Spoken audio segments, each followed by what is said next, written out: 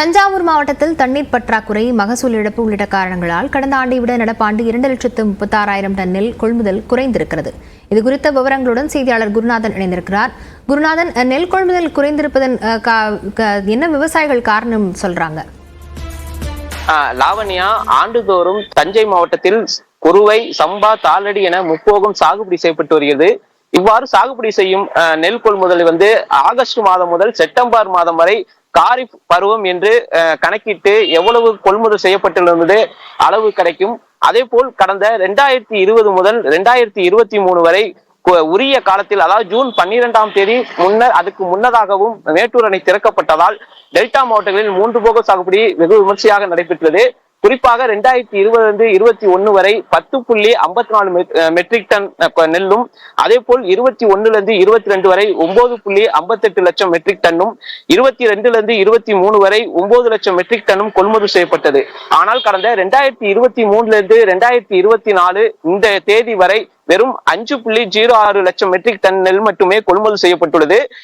2023ஆம் ஆண்டு உரிய காலத்தில் மேட்டூர் அணை திறக்கப்பட்டாலும் 70 நாட்களுக்குள் மேட்டூர் அணையில் தண்ணீர் குறைக்கப்பட்டதால் உரிய தண்ணீர் கிடைக்காமல் மகசூல் பாதிக்கப்பட்டுள்ளது. இதனால் இலக்கை எட்ட முடியாத நிலையால் இந்த மெட்ரிக் டன் அளவு குறைந்துள்ளதாக விவசாயிகள் தெரிவித்துள்ளனர். இந்த குறைவு இந்த ஆண்டும் எதிரொலிக்குமா? இதன் மூலம் உணவு தட்டுப்பாடு எதுவும் ஏற்படுமா என கூறுவதற்காக தமிழ்நாடு விவசாயிகள் சங்க மாவட்ட செயலாளர் கண்ணன் நம்மோடு இணைந்துள்ளார்.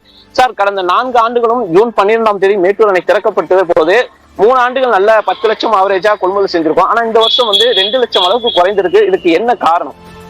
கடந்த 3 ஆண்டுகள் 4 ஆண்டுகள்ல பாத்தீங்கன்னா ஒரு கடுமையான நல்ல ஒரு பெரிய முயற்சி நடந்துச்சு.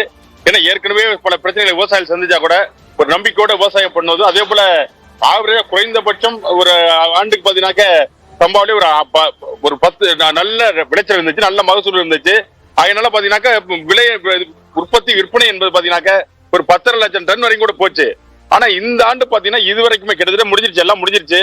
சம்பாவில தண்ணி சுத்தமா வரல, பல பகுதியில் விவசாயம் செய்யல, விவசாயம் செய்த போய் முறையான விளைச்சல் இல்ல. அதனால பாத்தீங்கன்னா ஒரு மிகப்பெரிய பாதிப்பு என்பது தெரிஞ்சு வெறும் 5 லட்சம் டன் தான் இன்னைக்கு வரைக்கும் வந்திருக்கு. இதுக்கு மேலேயும் பெருசாலாம் ஒண்ணு வர்றது வழி இல்ல.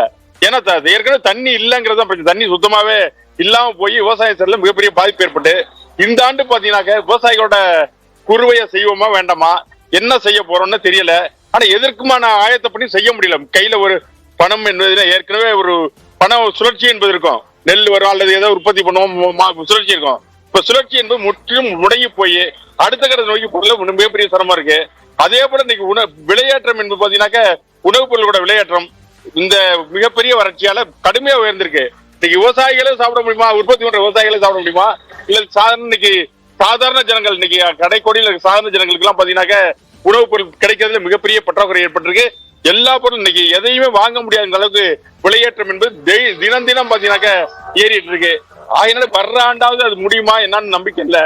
ஆனா இப்ப ஒரு பெய்கிற மழை, கேரளாவில பெருமழை, இந்த பருவமழை முன்கூட்டியே இருக்குது, ஒரு சில நம்பிக்கை தருது. இந்த நம்பிக்கையோட அடுத்தது இப்ப எங்க குறுவை எல்லாம் செய்ய ஆயத்த பணிகள் நடந்தாலும் கூட மின்சாரம் கிடைக்கிறது ஒரு பிரச்சனை இருக்கு. இது எல்லாமே சரி செய்யப்படணும். இது வர்ற ஆண்டுகள்ல இதெல்லாம் சரி செஞ்சாதான் சீரா இருக்குங்கிறது தான் எங்களுக்கு கருத்து. கண்டிப்பாக கடந்த 4 ஆண்டுகளாக உரிய நேரத்தில் தண்ணீர் திறக்கப்பட்டாலும் இந்த ஆண்டு 2 லட்சம் மெட்ரிக் டன் என்பது குறைந்துள்ளது. எனவே வரும் ஆண்டும் இந்த அளவு குறையாமல் இருப்பதற்கு குறுவை ஈடுபட்டுள்ள விவசாயிகளுக்கு மும்முனை மின்சாரம், அதே போல் தமிழகத்திற்குரிய தண்ணீரை மத்திய மாநில அரசுகளிடம் வலியுறுத்தி தமிழக அரசு பெற்று தர வேண்டும். இருந்தால் மட்டுமே இந்த ஆண்டும் இலக்கை எட்ட முடியும். இல்லை என்றால் இந்த ஆண்டும் நெல் உற்பத்தி குறையும் என விவசாயிகள் தெரிவித்துள்ளனர். லாவண்யா, விவரங்களுக்கு நன்றி குருநாதன்.